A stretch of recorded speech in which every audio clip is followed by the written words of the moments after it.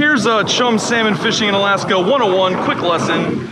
Step 1, cast your lure out over Nick's line. Step 2, reel it real slow. When you feel resistance, set the hook and you're on, fish on. Look at this, look at this. This place is ridiculous, dude. Got him in the mouth too. My name's Robert Field, and I ditched the corporate grind to pursue my passions for fishing and travel. This time, I'm in Alaska with the boys from Fish Village to find out just what makes the final frontier so legendary. Fish on, oh yeah. You're watching Field Trips with Robert Field. This place is ridiculous. Peter, how's it going? What's up, man? Good to meet you, dude. Nice to meet you too. Yeah. Oh, dude, this is Nick. Peter? Yeah. What's up, bro? Good to meet you. Cool, bro. Thanks for taking us out, man. Yeah. It's a little windy, so we'll head down to Sheep Creek and see if it's going to be too windy. And then if it is, there's a few other spots we can run to. Cool. Sweet, man. We're easy. All right, guys. So talk about small world stuff. We Nick here made a slight miscalculation with the flights. We ended up with a surprise bonus day here in Juneau with zero plan. No hotel room. Mike left as scheduled.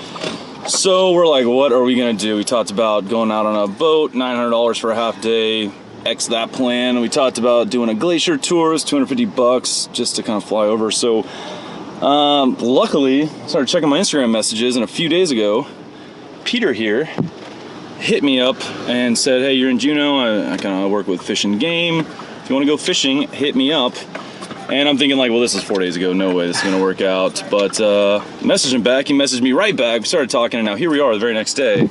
It's about noon, and we're about to go fishing for what? Chum? Maybe Hopefully chum, some pink salmon, maybe some Dolly Varden trout. I'm sure we'll get some sculpin. They're kind of the like hardhead gaff top catfish that you get anywhere.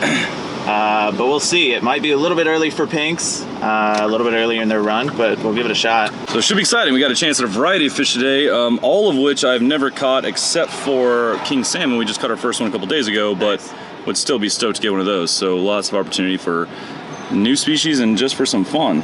Yeah. And the weather's gorgeous. We're in shorts right now in Alaska. We're in shorts, and I'm hot. I'm sweating. Appreciate it. So this free?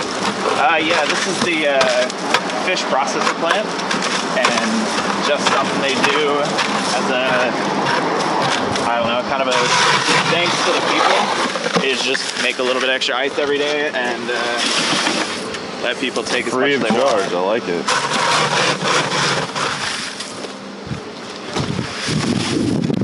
All right, that should be good. Free ice. Don't do that where I come from. Yeah, right. I come from $6 a bag. Salmon that get released from hatcheries and then a few wild stocks get tagged with a millimeter long little piece of wire that they etch with a laser on a specific code. So each of these codes correspond with data that shows, it'll tell us exactly where they released it, what the species is, and when they released it. Nice. Down to the day. They will look for the adipose fin to be clipped off the fish, and that signals it's a hatchery fish.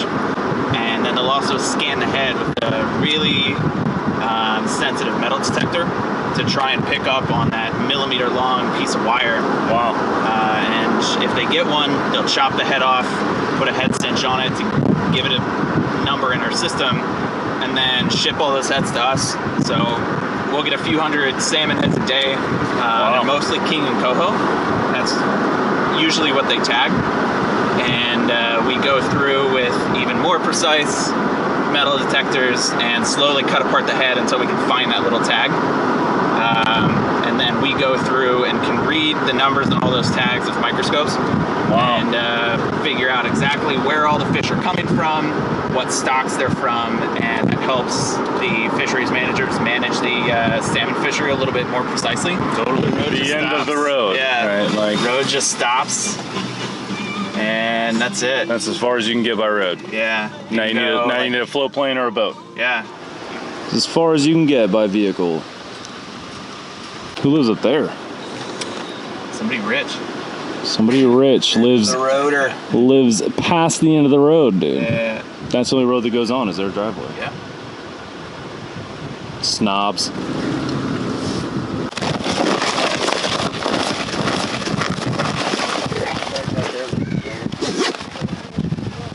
What's that? Bag right there looks probably. These are the good ones. Way up there. They should both be more than plenty for these chums. All right, guys, so we just showed up here to Sheep Creek, south of Juneau, not too far at all. We just rolled up and I can already see salmon in the water, going crazy, like backs out of the water, freaking out on their way up. This looks insane already. So these fish have spent most of their lives in the ocean. They are making their way back to the exact location where they spawned. Peter was just telling us that most of these fish that come back to Juneau, most of these chum salmon are actually hatchery fish. They were born here, really thanks to humans. And he said about 99% of the chum salmon that come back up here were born in hatcheries. So that kind of gives you an idea of the impact of these hatcheries and how they're helping to sustain these salmon populations, despite people yanking them out of the water like we're about to go try to.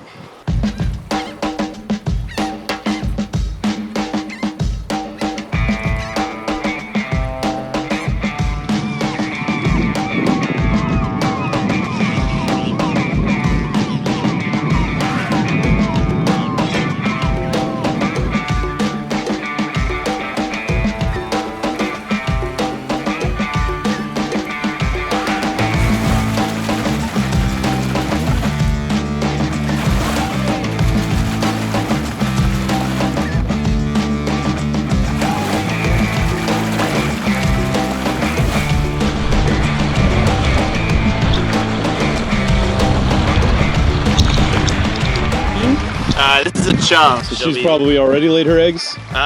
Maybe. Chum salmon have the biggest and like tastiest eggs. Biggest and tastiest eggs. So when you get salmon roe at a restaurant or in a can, it's usually chum salmon.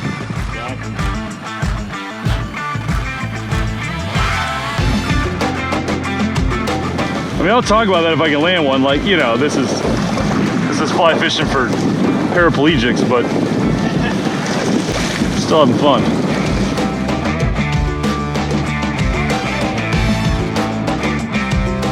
All right, so I just now got done filming these salmon going crazy in the shallows. Walk over here and Peter is hooked up already.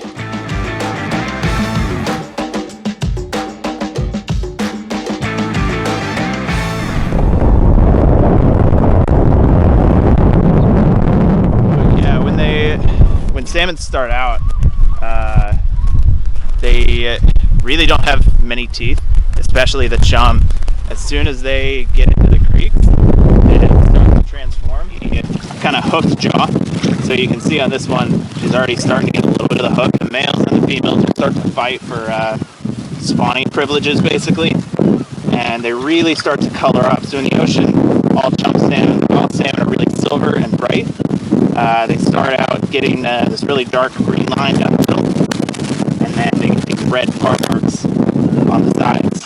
Once they lay their eggs, they die. Right. They don't eat anymore. This guys. Once they get in the fresh, they stop eating, right? Yep. Stop eating for food, but they'll still hit stuff because they're pissed off. They're angry. They'll hit like pink patterns. That's why you see a lot of the salmon flies are pink, because they're trying to eat the other eggs. Right, right. So that only their genetic material gets passed on. That's what I was saying. They get rid of their competitors' eggs. Yep. I saw that. Oh, in the mouth? Yeah.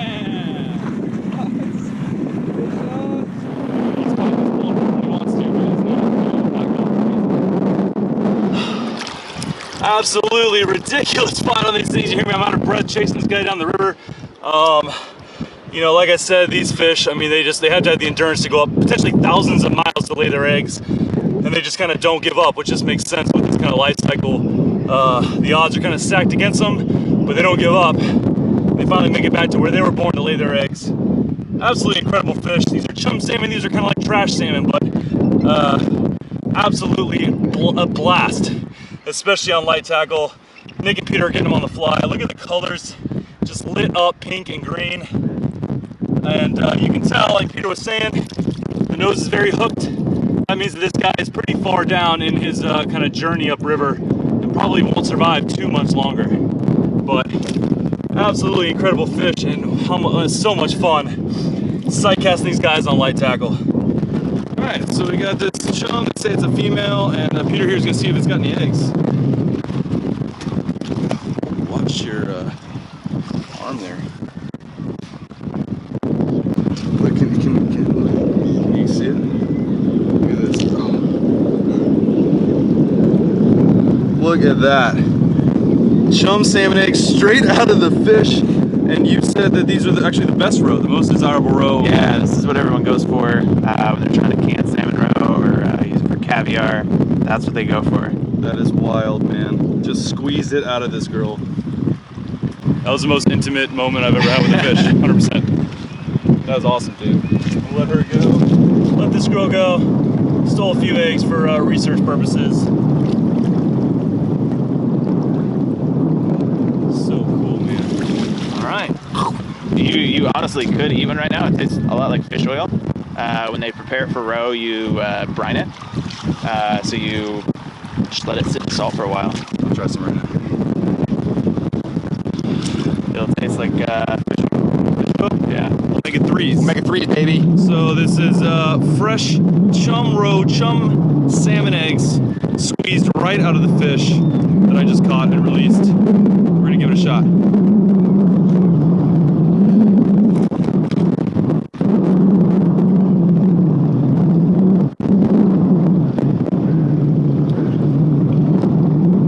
Tastes like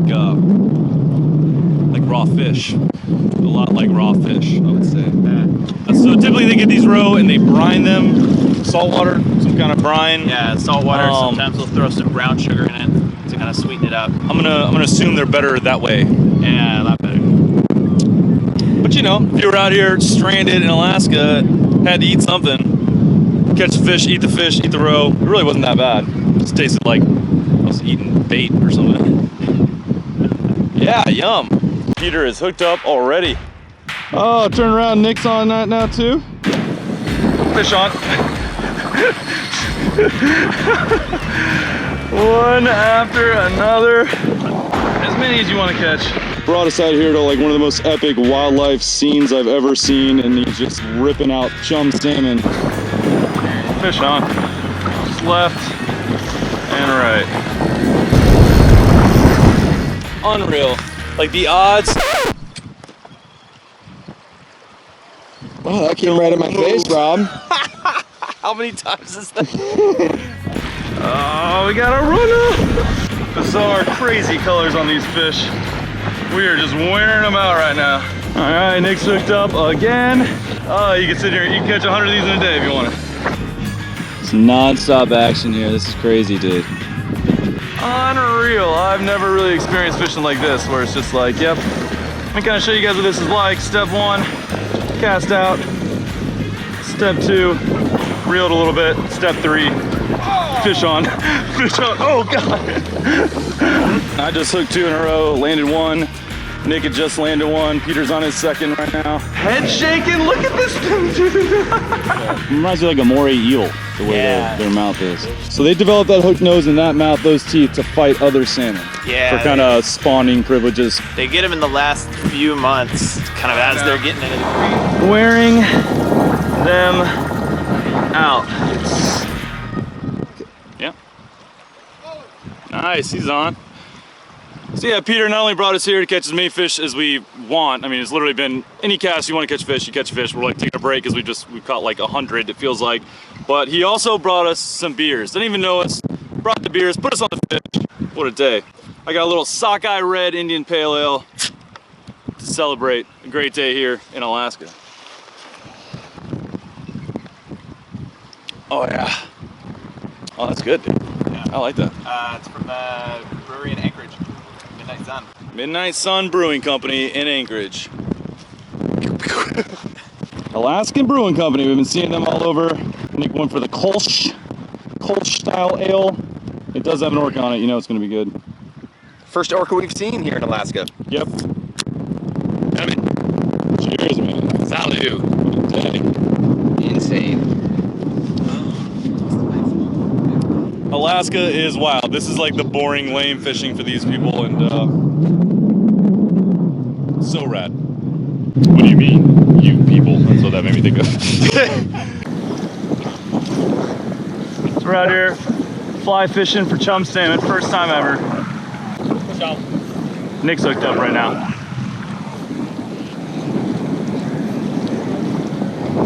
There we go, there we go. Oh, oh, I'm gonna get one.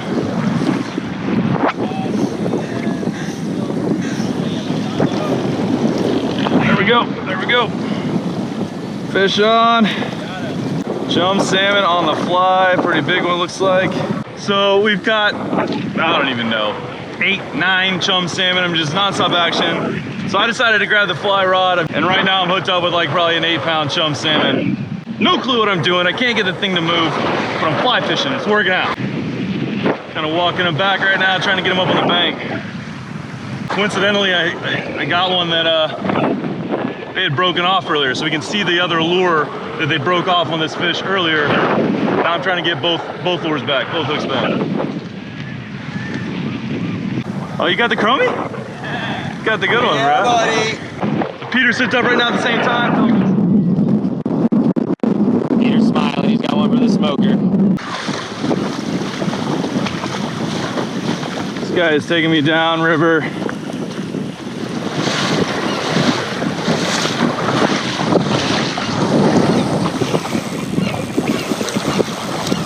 Oh my gosh.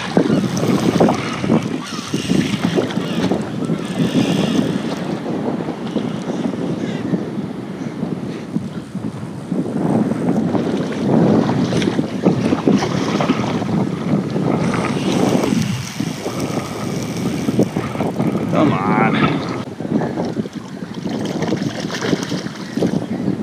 She ain't done.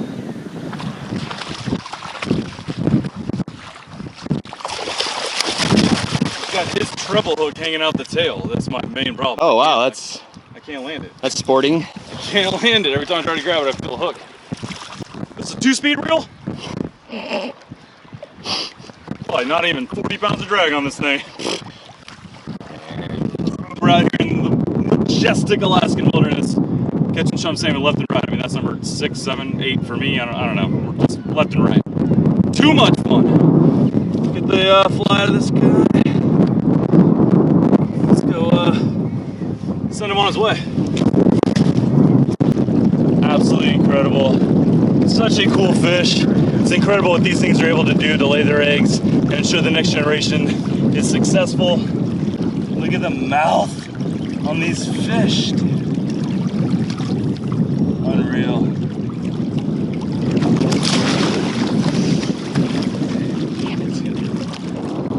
Right on the lens. Yeah. There's the roe that I just ate.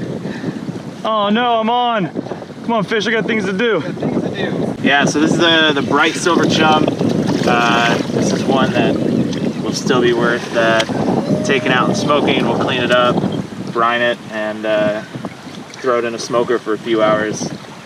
And this is part of fishing in Alaska. Everyone just kind of guts it on the creek. Feed it to the eagles. Yeah, and you throw everything back into the water.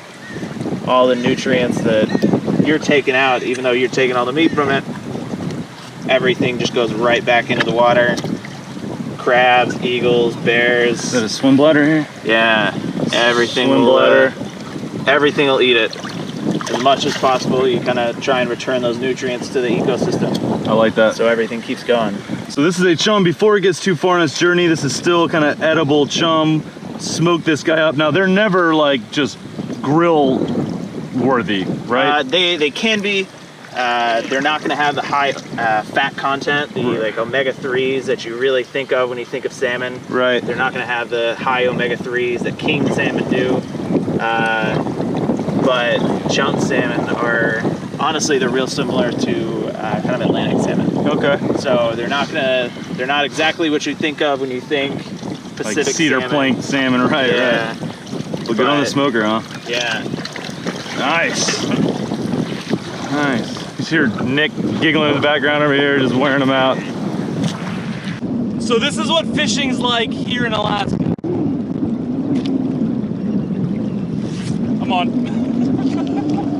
Got another one. Super scrappy fish. You gotta imagine, you know, these things are traveling potentially thousands of miles to get back to where they were born to lay their eggs and start the next generation.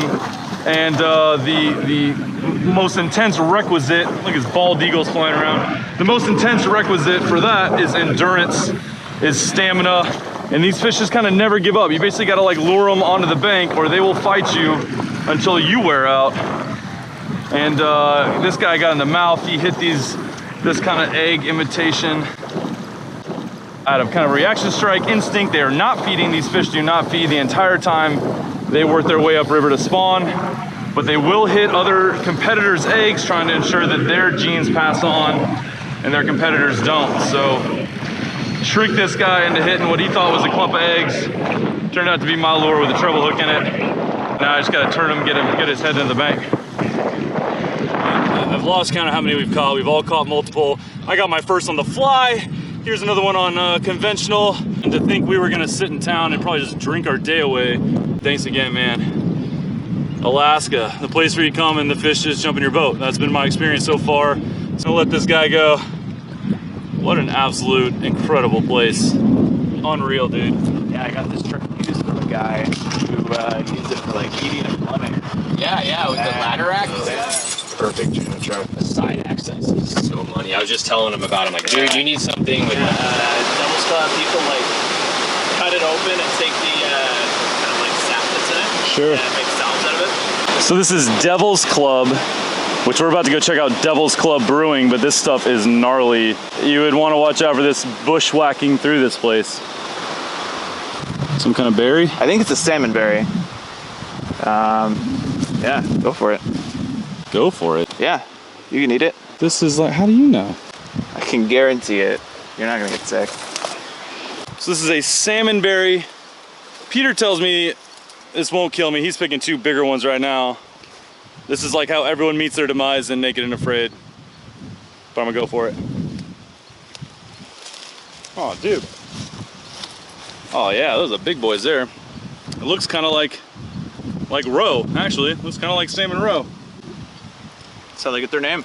That's how they get their name? Yeah, they look exactly like roe. A ton of sense. Salmon berries. You probably put that on a hook and trick a couple salmon. Yeah. So Peter just made a great point about how like magical this place is. I mean, we literally just walked up to a creek, caught a ton of salmon. I ate fresh salmon eggs, salmon roe right out of the fish. Then we walk over here 100 yards and we're picking salmon berries, eating those. Like, you know, if you had to live off the land somewhere, this is the spot. It also makes me realize why all the bears live here. Berries, fish, easy to get. And now we just casually walked up to this waterfall.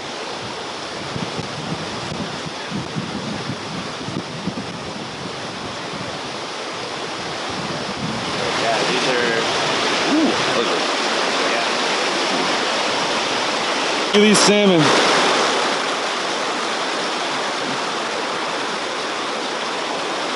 This is what it's all about right here. New friends, picking berries, looking at salmon, catching salmon. I know I've said it 1,000 times, this place is incredible. Alaska has stolen my heart in like 3.5 days. No worries, Nick, you just lost that salmon like 8 months of progress up the river. You just ran all the way down it.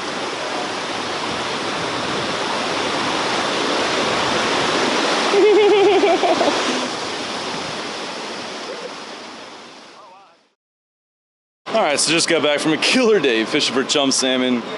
So Peter and his girlfriend and us, we're gonna go out to dinner, kind of celebrate, maybe have a few beers, celebrate on our last night in Juneau. Incredible trip.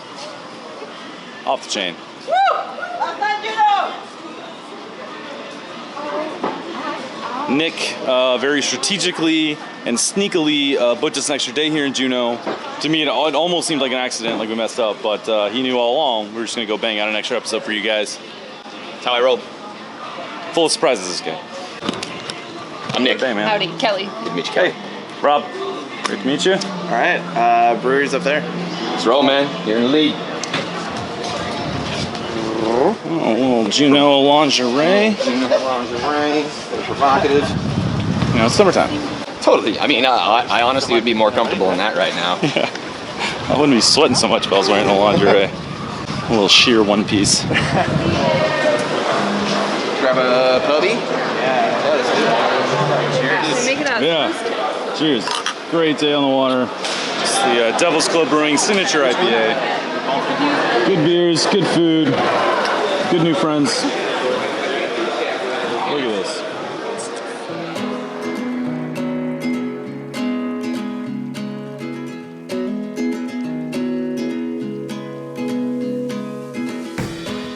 If I've learned anything from my time here in Alaska, it's that there are still very wild places left to explore. I got a small taste of a way of life that has been all but completely forgotten where I come from, and it has left me with a lingering desire to experience more places like this one. At the same time, it feels impossible that any place could compare. We came here to see if a kayak operation would work at the lodge, but in the end, the logistics just didn't make sense. We're still working to add an Alaskan expedition to the menu, but in the meantime, Fish Village offers fishing trips around the world that you'll be talking about for the rest of your life. Learn more and book a trip at fishvillage.com, and you may even end up on one of my trips.